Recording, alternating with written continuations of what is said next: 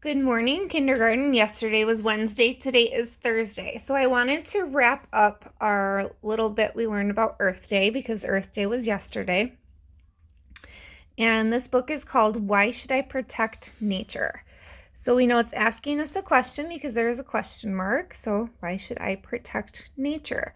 What does it mean to protect something? Do you know what it means to protect something?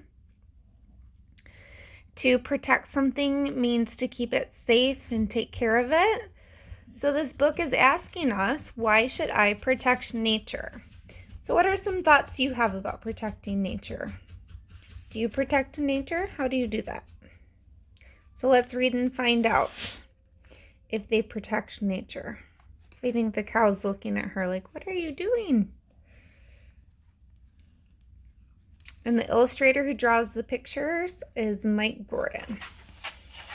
And it's written, the author, by Jen Green. So why should I protect nature? Nature is the big wild world all around us, from giant oak trees to little acorns and wiggling worms.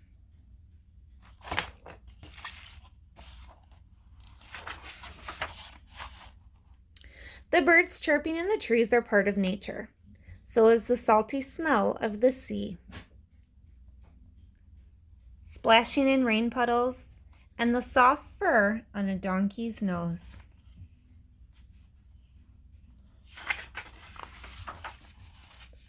I used to find nature boring. Nope, he says yawn. Or pesky. Shoo! So he's shooing a fly.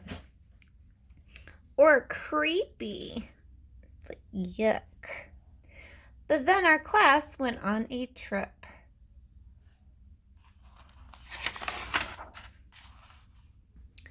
On our trip, we went to the sea and looked in tide pools. It was great.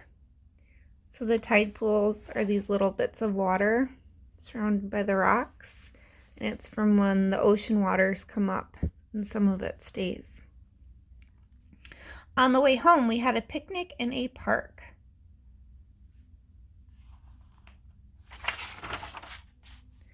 Everyone got a bit rowdy. Craig and Marina broke some branches. I threw my soda can. John picked some flowers, and Sally tried to swat a bee. So just looking at their actions in these pictures, are they protecting nature and taking care of it?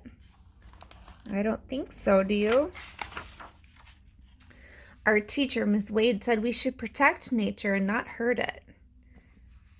Why should I protect nature? That's his thought bubble. We couldn't climb trees.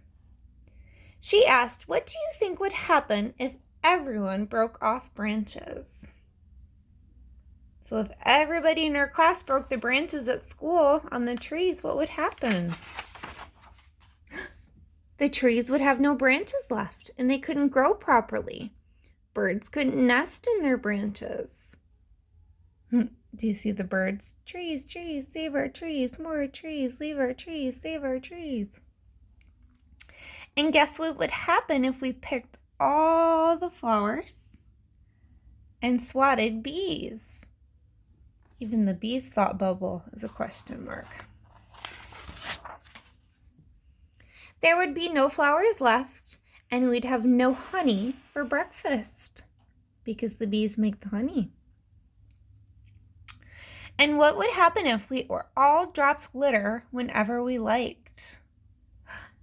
So littering means they're throwing garbage outside onto the ground. The countryside would be knee-deep in paper, plastic, and tin cans. So it's not safe because animals get into it too. Birds and other animals could choke and get trapped in litter and die. Well, they don't look too happy. Their paws are stuck. Or their hooves, shall I say. No trees, no flowers, no honey, no animals? That would be terrible. So how can we help nature instead?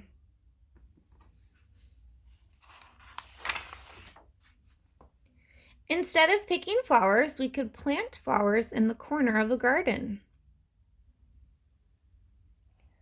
Butterflies and bees love flowers, and so they'll visit too.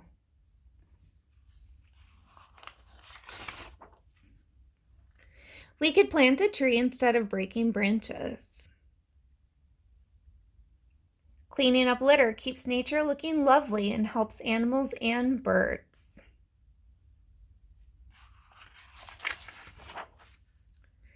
Now we have fun protecting nature.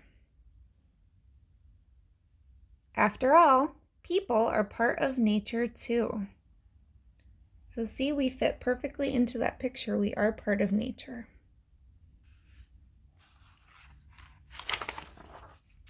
The end.